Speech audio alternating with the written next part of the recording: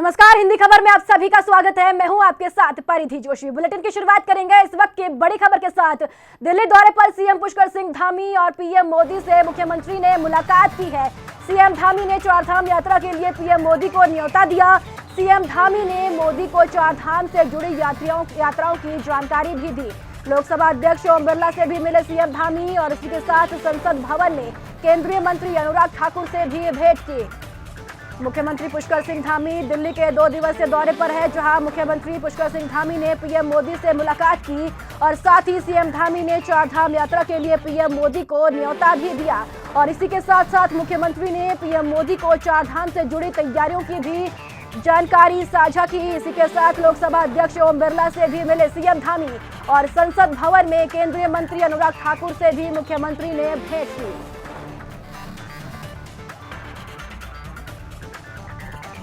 बड़ी खबर, बड़ी जानकारी। दिल्ली के 2 दिवसीय दौरे पर उत्तराखंड के मुख्यमंत्री पुष्कर सिंह धामी, जहां पर मुख्यमंत्री ने पीएम मोदी से मुलाकात की और साथ ही मुख्यमंत्री ने चारधाम यात्रा के लिए पीएम मोदी को न्योता भी दिया। और इसी के साथ साथ चारधाम यात्रा की तैयारियों की जानकारी भी मुख्यमंत्री ने प्रधानमंत्री के साथ साझा की। बड़ी खबर, बड़ी जानकारी। पीएम मोदी से मिले उत्तराखंड के मुख्यमंत्री पुष्कर सिंह धामी और चारधाम यात्रा के लिए मुख्यमंत्री पुष्कर सिंह धामी ने प्रधानमंत्री को न्योता भी दिया और साथ ही चारधाम से जुड़ी तैयारियां भी मुख्यमंत्री पुष्कर सिंह धामी ने प्रधानमंत्री से साझा की।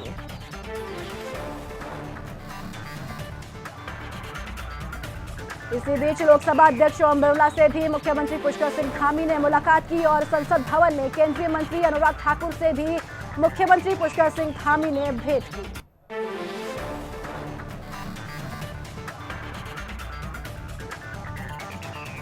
बड़ी खबर, बड़ी जानकारी दिल्ली से, जहां पर मुख्यमंत्री पुष्कर सिंह धामी ने पीएम मोदी से मुलाकात की और इसी बीच मुख्यमंत्री पुष्कर सिंह धामी ने केंद्रीय मंत्री अनुराग ठाकुर और लोकसभा अध्यक्ष ओम बिरला से भी मुलाकात की।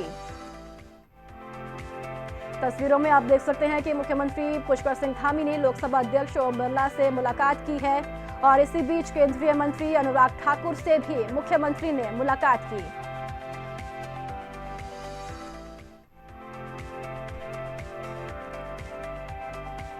बड़ी खबर दिल्ली से, जहां पर मुख्यमंत्री पुष्कर सिंह धामी ने पीएम मोदी के साथ साथ लोकसभा अध्यक्ष ओम बिरला से मुलाकात की और इसी के साथ साथ संसद भवन में केंद्रीय मंत्री अनुराग ठाकुर से भी मुलाकात की। उत्तराखंड के लिए सर बड़ी उपलब्धि रही है बहुत समय के बाद।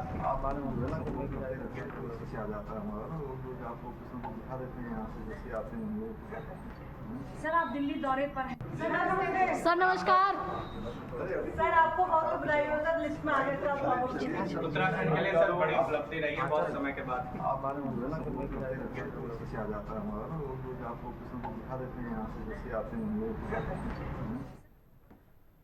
आगे बढ़ेंगे। सीएम पुष्कर सिंह धामी ने कहा कि चारधाम यात्रा की सभी तैयारियां लगभग पूरी हो गई है। श्रद्धालुओं की सुविधा के मद्देनजर लगातार समीक्षा, जरूरी इंतजाम सुनिश्चित किए गए हैं। मुख्यमंत्री ने कहा कि सुगम और सुरक्षित चारधाम यात्रा के लिए केंद्र से भी मदद का अनुरोध किया गया है। सीएम ने कहा चारधाम यात्रा को लेकर पूरी तैयारी, सड़क, परिवहन, ट्रैफिक की व्यवस्था की गई दुरुस्त। स्वास्थ्य संबंधी इंतजामों के लिए केंद्र से मांगी मदद, केंद्र ने दिया हर संभव मदद का भरोसा। 22 अप्रैल से इस साल की चारधाम यात्रा शुरू होने जा रही है। चारधाम यात्रा तैयारियों को लेकर मुख्यमंत्री पुष्कर सिंह धामी ने कहा है कि तैयारियां लगभग पूरी हो चुकी हैं। दिल्ली दौरे पर आए सीएम ने कहा है कि अधिकारियों को सभी जरूरी व्यवस्थाएं समय पर पूरी करने के निर्देश दिए हैं।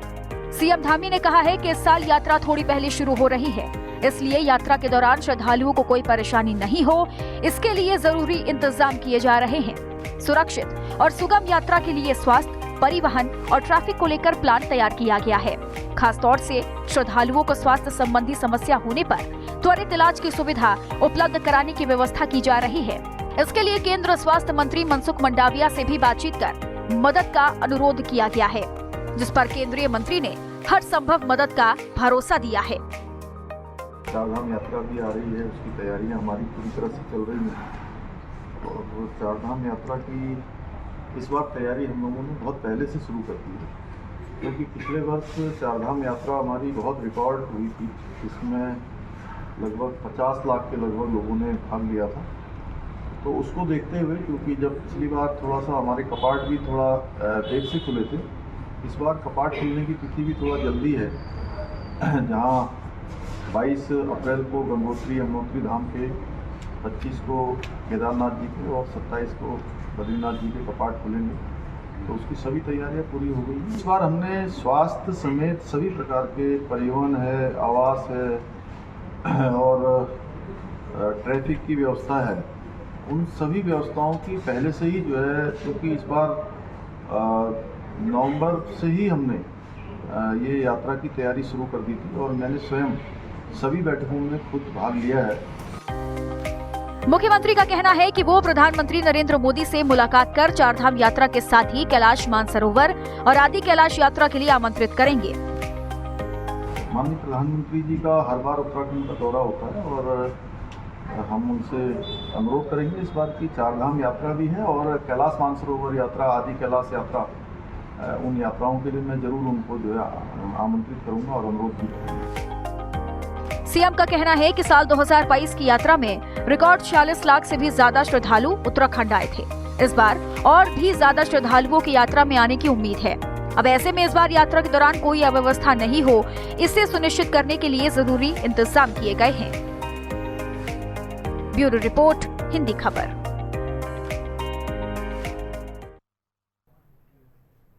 और अब रुख करेंगे एक और बड़ी खबर का। बीजेपी ने सोशल मीडिया विभाग की टीम की घोषणा की है। जी हां, सोशल मीडिया विभाग की जिम्मेदारी नवीन ठाकुर को मिली है। पार्टी ने करुण दत्त को प्रदेश सह संयोजक बनाया। कुलदीप रावत, गंगाधर अग्रवाल प्रदेश सह संयोजक बने हैं। और इसी के साथ आपको बता दें कि अजीत नेगी को प्रदेश सह संयोजक आईटी विभाग बनाया गया है। प्रवीण लेखवार और प्रशांत वर्मा प्रदेश सह संयोजक बने हैं। बड़ी खबर, बड़ी जानकारी। बीजेपी ने सोशल मीडिया विभाग की टीम की घोषणा की है। सोशल मीडिया विभाग की जिम्मेदारी नवीन ठाकुर को यहां पर मिली है। आपको बता दें कि पार्टी ने करुण दत्ता को प्रदेश सह संयोजक बनाया है और इसी के साथ साथ कुलदीप रावत, गंगाधर अग्रवाल प्रदेश सह संयोजक बने हैं। अजीत नेगी को प्रदेश सह संयोजक आईटी विभाग बनाया है।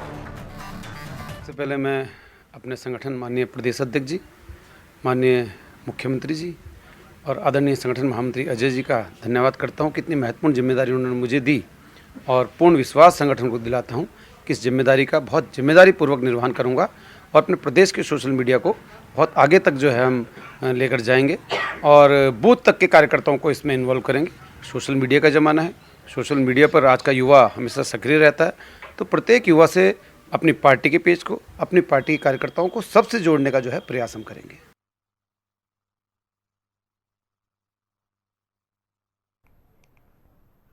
इसी खबर पर ज्यादा अपडेट के साथ अशोक मेरे सहयोगी हमारे साथ जुड़ चुके हैं। अशोक, बीजेपी ने सोशल विभाग की टीम की घोषणा कर दी है, किसको कहा कि जिम्मेदारी मिली है? बिल्कुल, देखिए निश्चित तौर पर प्रीति, अगर बात करें महेंद्र भट्ट की, जो बीजेपी के प्रदेश अध्यक्ष हैं, हाल ही में प्रधानमंत्री नरेंद्र मोदी से उनकी मुलाकात हुई थी और आपको बता दूं प्रीति कि महेंद्र भट्ट बीजेपी के प्रदेश अध्यक्ष बनने के बाद पहली बार प्रधानमंत्री नरेंद्र मोदी से जो है मिले थे और उसके बाद कई विषयों को लेकर के इस मुलाकात के दौरान उनकी चर्चा भी हुई थी। और इस चर्चा के दौरान ही जब वह प्रधानमंत्री नरेंद्र मोदी से मिलने के बाद जब वापस देहरादून लौटे, तो उसके बाद जो है बीजेपी की जो आईटी की टीम है और सोशल मीडिया की टीम है, उसमें बदलाव किया गया है और एक नए जो कार्यकर्ता है उनको जिम्मेदारी सौंपी गई है। अब अगर बात करें उन कार्यकर्ताओं को जिनको ये महत्वपूर्ण जिम्मेदारी सौंपी गई है, तो आपको बता दूं कि सोशल मीडिया की टीम में जो नवीन ठाकुर है, इस समय बीजेपी के प्रदेश प्रवक्ता भी हैं, उनको सोशल मीडिया विभाग का प्रदेश संयोजक की एक महत्वपूर्ण जिम्मेदारी देहरादून की ओर से सौंपी गई है। वहीं दूसरी ओर अगर बात करें करुण दत्ता की, तो करुण दत्ता को प्रदेश सह संयोजक देहरादून महानगर की जिम्मेदारी सौंपी गई है। और इसके अलावा 3 और जो प्रदेश संयोजक है, जिसमें की उत्तरकाशी है, काशीपुर है और पिथौरागढ़, इसमें कुलदीप रावत, गंगाधर अग्रवाल और लाल सिंह टोरेरा को, इनको प्रदेश संयोजक की जो महत्वपूर्ण जिम्मेदारी जो है प्रदेश सह संयोजक की जिम्मेदारी इनको सौंपी गई है। निश्चित तौर पर कहा जा सकता है कि अगर ये बात करें सोशल मीडिया विभाग की टीम की, तो इसके अलावा अगर आईटी विभाग की टीम की यहाँ पर देखिए बात की जाती है, तो अजीत नेगी, प्रदीप लेखवार और प्रशांत वर्मा, इनको जो है IT विभाग की टीम की जिम्मेदारी सौंपी गई है। और खुद आज जब हमने खुद प्रदेश प्रवक्ता जो कि नवीन ठाकुर है, जिनको प्रदेश संयोजक सोशल मीडिया टीम का बनाया गया है, उन्होंने खुद इस जिम्मेदारी को लेकर के प्रदेश की जो संगठन को इसका आभार भी किया गया है। और साथ उन्होंने बात भी कही है कि सोशल मीडिया को लेकर के पूरी तरह से जो जिम्मेदारी उनको सौंपी गई है, उस जिम्मेदारी का बहुत ही बेहतर तरीके से उनके द्वारा निर्वहन भी किया जाएगा।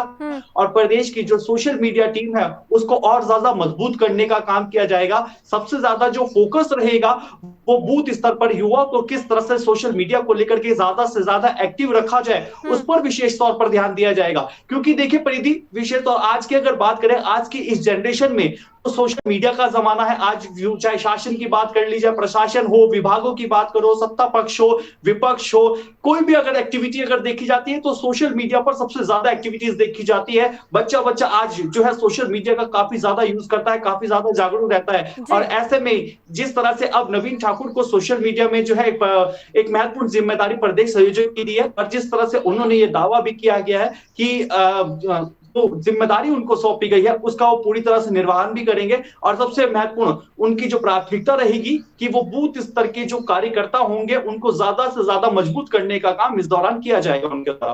प्रीति जी, अशोक आप बने रहिएगा हमारे साथ, आगे भी आपसे जानकारी लेंगे।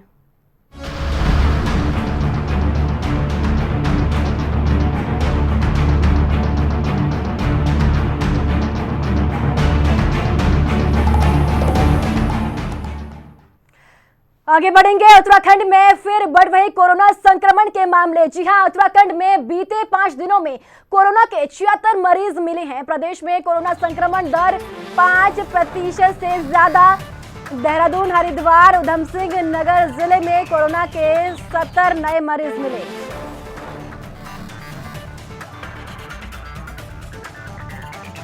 बड़ी खबर उत्तराखंड से, जहां फिर से कोरोना के संक्रमण मामलों में बढ़ोतरी देखने को मिल रही है। उत्तराखंड में बीते 5 दिनों में कोरोना के 76 नए मरीज मिले हैं। प्रदेश में कोरोना संक्रमण 5% से ज्यादा दिखाई दे रहा है। आपको बता दें कि देहरादून, हरिद्वार, उधम सिंह नगर जिले में कोरोना के 17 नए मामले सामने आए हैं। इसी खबर पर ज्यादा जानकारी के साथ अशोक हमारे साथ लगातार बने हुए हैं। अशोक, जिस तरीके से उत्तराखंड में अब कोरोना संक्रमण के मामले बढ़ते हुए दिखाई दे रहे हैं, राज्य सरकार और स्वास्थ्य विभाग की तरफ से क्या कुछ कदम उठाए जा रहे हैं अब?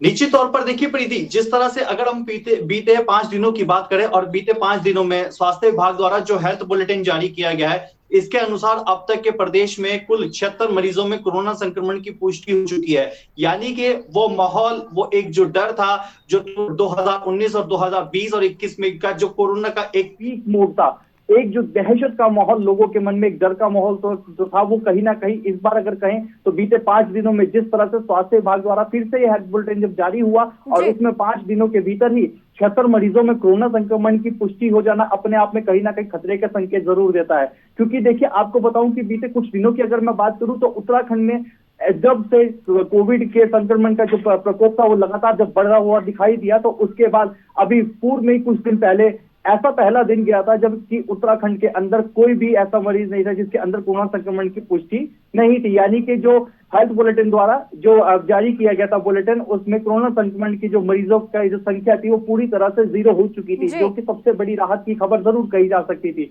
लेकिन अब जिस तरह से फिर से जो अभी तक के 5 दिन की रिपोर्ट की बात करें, जो हेल्थ बुलेटिन जारी किया गया है स्वास्थ्य विभाग की ओर से, उसमें 76 मरीजों में कोरोना संक्रमण की पुष्टि हुई। और अगर बीते 24 घंटों की बात करें तो बीते 24 घंटों में कुल मिलाकर के 17 मरीजों में कोरोना संक्रमण की पुष्टि हो चुकी है। अगर ओवरऑल अगर देखा जाए तो इसमें सबसे महत्वपूर्ण बात देखिए यहाँ पर यह है कि स्वास्थ्य विभाग द्वारा लगातार अभी जिस तरह से तैयारियां की जा रही है, हालांकि स्वास्थ्य विभाग ने एक ये दावा भी किया है कि जिन भी मरीजों में अभी जो कोरोना संक्रमण की पुष्टि हुई है उसमें जो लक्षण है वो खासा ज्यादा नहीं है, यानी कि वो अपना घर पर रह करके, होम आइसोलेशन रह करके ही अपना उपचार कर सकते हैं। लेकिन जिस तरह से बीते 5 दिनों की जो रिपोर्ट अब सामने आई है उसको ध्यान में रखते हुए साफ तौर पर ये कहा जा सकता है कि लोगों के मन में अगर इसी तरह से केस सामने आते रहे तो कहीं ना कहीं फिर से वही एक दहशत का माहौल जरूर ऐसे में देखने को मिलेगा। और सबसे महत्वपूर्ण बात यहाँ पर ये आ जाती है कि किस तरह से उत्तराखंड में स्वास्थ्य विभाग द्वारा की अब तैयारियां की जाती है, ये बहुत महत्वपूर्ण होगा। क्योंकि देखिए कोरोना संक्रमण के केसेस एक तरफ अब बढ़ने शुरू हुए बीते 5 दिनों में।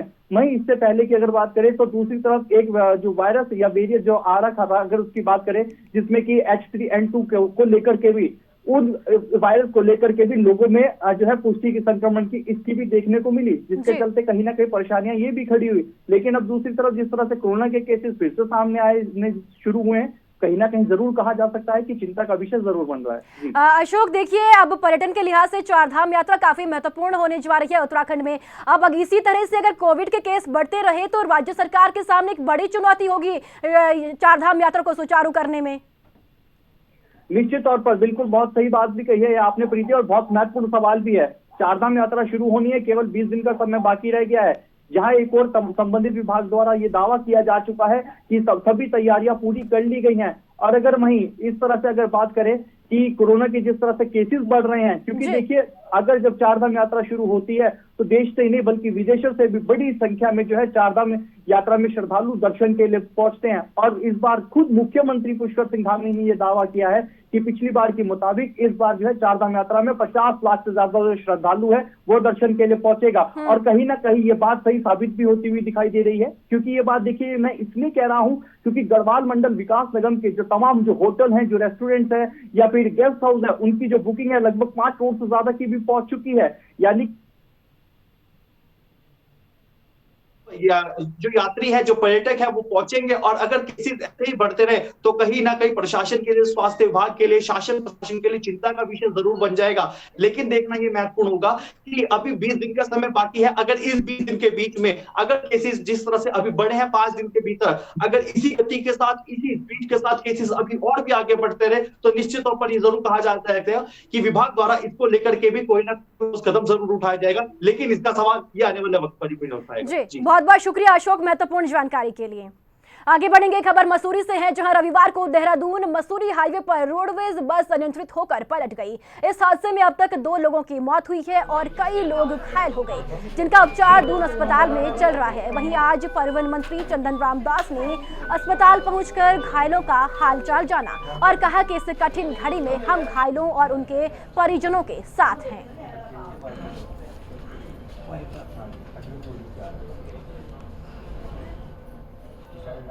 मसूरी में जो हमारी रोडवेज की अनुबंधित बस है उसकी जो दुर्घटना हुई वो बहुत ही दुर्भाग्यपूर्ण हुई है। उसमें 2 लोगों की कैजुअल्टी हुई है और लगभग 29 लोग घायल हुए हैं। 2 गंभीर घायलों को मैक्स अस्पताल में भर्ती किया गया है और बाकी 12 घायल कल शाम को रिलीव हो गए हैं। बाकी घायलों का इलाज दून अस्पताल में किया जा रहा है, जिसमें मैं स्वयं आज मैंने देखा। मेरे साथ परिवहन विभाग के अधिकारी थे और तत्काल प्रभाव से सभी घायलों को जो घोषित धनराशि हमारी वो उपलब्ध करा दी गई है। आगे बढ़ेंगे, स्वास्थ्य और चिकित्सा शिक्षा विभाग के तहत अस्पतालों और मेडिकल कॉलेजों में जल्द ही 3000 नर्सिंग अधिकारी पदों पर भर्ती होगी। वर्तमान में उत्तराखंड चिकित्सा सेवा चयन बोर्ड के माध्यम से 1564 पदों पर चयन प्रक्रिया चल रही है, जबकि चिकित्सा शिक्षा में 1400 से अधिक पदों पर भर्ती प्रस्तावित है। प्रदेश में स्वास्थ्य सेवाओं में गुणात्मक सुधार के लिए सरकार ने इंडियन पब्लिक हेल्थ स्टैंडर्ड के मानकों को लागू किया है। मानकों के तहत स्वास्थ्य और चिकित्सा विभाग के अधीन अस्पताल और मेडिकल कॉलेजों में नर्सों की कमी है। इसके लिए जल्द ही 300 नर्सिंग पदों पर भर्ती की जाएगी। आगे बढ़ेंगे, विवादित बयानों को लेकर अब भाजपा उत्तराखंड कांग्रेस और बीजेपी पर हल्ला बोलने की तैयारी में है। उत्तराखंड कांग्रेस बीजेपी नेताओं के विवादित बयानों पर थानों में मुकदमे दर्ज करवाएंगी। राहुल गांधी पर हुई कार्रवाई के विरोध में कांग्रेस का जवाबी अभियान शुरू होने जा रहा है। यह रिपोर्ट देखिए। बीजेपी पर उत्तराखंड कांग्रेस की हल्ला बोल की तैयारी। बीजेपी नेताओं पर मुकदमा दर्ज कराएंगे कांग्रेस नेता। बीजेपी नेताओं के विवादित बयानों पर कराएंगे मुकदमा। राहुल गांधी पर कार्रवाई को लेकर कांग्रेस का जवाबी अभियान। कांग्रेस नेता राहुल गांधी की संसद सदस्यता रद्द होने के बाद कांग्रेस बीजेपी पर हमलावर है और इस सियासी हमले को और धार देने के लिए उत्तराखंड कांग्रेस अब बीजेपी नेताओं पर मुकदमा दर्ज कराने का अभियान चलाएगी। कांग्रेस प्रदेश अध्यक्ष करण महरा ने 8 अप्रैल से बीजेपी नेताओं पर मुकदमा दर्ज कराने का अभियान शुरू करने का ऐलान किया है। भाजपा नेताओं के विवादित बयानों को लेकर मुकदमा दर्ज कराया जाएगा। इसके मद्देनजर कांग्रेसी बीजेपी के प्रवक्ताओं और नेताओं के बयानों को खंगाल रहे हैं। करण महरा ने कहा है कि कर्नाटक में राहुल गांधी के दिए गए बयान पर गुजरात में मुकदमा दर्ज किया गया, तो अब बीजेपी के नेता भी अपनी बयानबाजी पर मुकदमा झेलने को तैयार रहें। करण महरा ने कहा है कि बीजेपी के किसी नेता ने कहीं भी विवादित बयान दिया हो, उन पर उत्तराखंड के थानों में मुकदमा दर्ज कराया जाएगा। हम लोग इनके सारे उन वीडियोस को निकाल रहे हैं, इनके द्वारा सदन में कही गई कार्रवाई को हम निकाल रहे हैं और निश्चित तौर पे जो हमारे वरिष्ठ नेता हैं उनकी जिम्मेदारी रखी जाएगी कि वो अपने क्षेत्र के थानों में इनके विरुद्ध एफआईआर दर्ज कराने का काम करेंगे। जिस तरीके से राहुल गांधी के ऊपर एफआईआर गुजरात में हुई कर्नाटका की घटना पे, हम पूरे राष्ट्र के इनके प्रवक्ताओं से लेकर इनके नेताओं तक उनके बयानों को निकाल रहे हैं, सदन की कार्रवाइयों को निकाल रहे हैं और 8 तारीख से 12 या 15 तारीख तक हम इस कार्यक्रम को चलाएंगे। विभिन्न थानों में इनके विरुद्ध एफआईआर दर्ज कराने की कोशिश कांग्रेस करेगी। वहीं कांग्रेस के इस अभियान को बीजेपी ने बचकाना बताया है। बीजेपी प्रदेश प्रवक्ता कुंवर जपेंद्र ने कहा कि कांग्रेस नेताओं को हल्की राजनीति करने की बजाय सार्थक विपक्ष की भूमिका निभाने पर ध्यान देना होगा। कांग्रेस का बयान कि भारतीय जनता पार्टी के कार्यकर्ताओं और पदाधिकारियों के खिलाफ मुकदमे दर्ज कराने का काम किया जाएगा, निहायत ही बचकाना बयान है। जनता का दिल आप भाजपा कार्यकर्ताओं पर मुकदमे कराकर नहीं जीत सकते। जनता का दिल जीतने के लिए आपको प्रदेश के विकास के लिए काम करना पड़ेगा, जनता के मुद्दों से जुड़ना पड़ेगा। आज अगर कांग्रेस की ये स्थिति हुई है तो निश्चित तौर पर कांग्रेस ही अपने इस क्रियाकलापों के लिए जिम्मेवार है। तो हमारी एक सलाह है अपने कांग्रेस के मित्रों को कि आप सार्थक राजनीति करें, प्रदेश हित की राजनीति करें। 2024 लोकसभा चुनाव के मद्देनजर उत्तराखंड में कांग्रेस पहले ही प्रदेश सरकार और बीजेपी को तमाम मुद्दों पर घेर रही है और अब राहुल गांधी पर हुई कार्रवाई के जवाब में उत्तराखंड कांग्रेस बीजेपी पर हल्ला बोलने की तैयारी में है। ऐसे में बयानों को लेकर चल रही सियासी लड़ाई के उत्तराखंड में और गहराने के आसार हैं। ब्यूरो रिपोर्ट, हिंदी खबर। आगामी चारधाम यात्रा शुरू होने में 20 दिनों का समय रह गया है। ऐसे में हरिद्वार पुलिस प्रशासन द्वारा नेशनल हाईवे पर लगे यूनिपोल और होर्डिंग हटाए जाएंगे। हरिद्वार की ज्वालापुर, वानीपुर, झ्वाल से लेकर कोर कॉलेज तक लगे सभी यूनिपोल और होर्डिंग अवैध है। होर्डिंग लगाने के लिए NHAI से कोई अनुमति भी नहीं ली गई थी। अब पुलिस प्रशासन अवैध होर्डिंग्स और यूनिपोल को हटाने के लिए कार्रवाई करेगी। गौरतलब है कि कई सालों से ये होर्डिंग नेशनल हाईवे पर लगी है। ऐसे में कितने करोड़ों रुपए की बंदरबाट माफिया और अधिकारियों के बीच हुई होगी। वहीं सभी विभागों द्वारा यात्रा को सकुशल संपन्न कराने हेतु प्रत्येक छोटी बड़ी बात को ध्यान में रखते हुए व्यवस्था को चाक चौबंद किए जाने की तरफ खासा ध्यान दिया जा रहा है। चारधाम यात्रा को लेकर जो है पुलिस और प्रशासन मुस्तैद है। इसको देखते हुए NHAI से संपर्क किया गया था कि इसमें बहुत सारे ऐसे होर्डिंग्स और फ्लैक्स लगे हुए हैं जो अवैध प्रतीत होते हैं, जिस पर NHAI ने अपनी रिपोर्ट में बताया कि हाईवे 334 पर जो है सभी समस्त जो होर्डिंग्स लगाए गए हैं वो अवैध रूप से लगे हैं। इसको देखते हुए पुलिस ने और मिलकर NHAI के साथ सभी अवैध होर्डिंग्स को हटाया जा रहा है। साथ ही साथ NHAI की जो 334 है उस पर एक रिपोर्ट भी मिली है जिसमें ऐसे अवैध होर्डिंग्स को के पीछे कहीं ना कहीं ऐसे माफिया पाए जा रहे हैं जो प्राथमिक जांच में लग रहा है, जिनके द्वारा अवैध होर्डिंग्स लगाई गई है, जो अब बिना अनधिकृत रूप से सरकार को भी कहीं इसमें कोई टैक्स नहीं दिया जा रहा है NHAI को। इसको देखते हुए NHAI के अथॉरिटी से भी कहा गया है कि ऐसे लोगों के विरुद्ध वो तत्काल प्राथमिकी दर्ज कराएं जिससे उनके विरुद्ध कार्रवाई की जा सके। क्योंकि चारधाम यात्रा में हजारों लाखों की संख्या में लोग यहाँ पर यात्री गाड़ियों से आते हैं और इसमें जो बड़े बड़े होर्डिंग्स इस तरह के लगते हैं तो उसको देखकर कहीं ना कहीं ड्राइवर जो है उनका कंसंट्रेशन ब्रेक होता है और जिससे एक्सीडेंट होने की संभावना रहती है। इसको देखते हुए कार्रवाई शुरू कर दी गई है।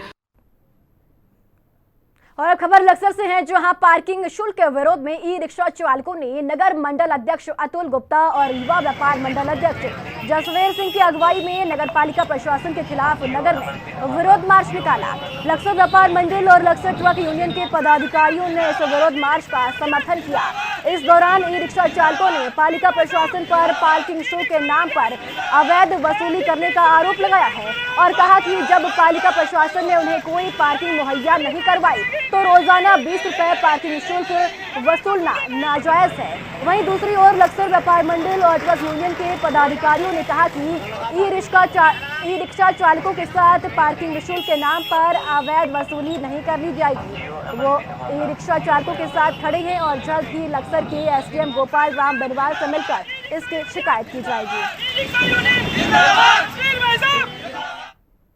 और अब खबर उत्तराखंड के पौड़ी जिले से है, जहां पर शराब की दुकानों के नवीनीकरण की प्रक्रिया के बाद अब आवेदन की प्रक्रिया शुरू हो गई है। जिला आबकारी अधिकारी केपी सिंह ने जानकारी देते हुए बताया कि जनपद में कुल 42 शराब की दुकानों का आवंटन होना है, जिसमें से 20 दुकानों का बीते 31 मार्च को नवीनीकरण हो चुका है। उन्होंने बताया कि बाकी 22 शराब की दुकानों के लिए लॉटरी प्रक्रिया अपनाई जाएगी, जिसको लेकर 5 अप्रैल तक आवेदन किए जाएंगे। लॉटरी के माध्यम से बाकी बची 22 शराब की दुकानों का आवंटन किया जाएगा। उन्होंने बताया कि नए वित्तीय वर्ष के लिए शासन की ओर से 159 करोड़ 50 लाख रुपए का लक्ष्य रखा गया है, जिसको लेकर आबकारी विभाग की ओर से पूरी तैयारियां की गई है ताकि लॉटरी प्रक्रिया शांतिपूर्ण ढंग से संपन्न हो सके।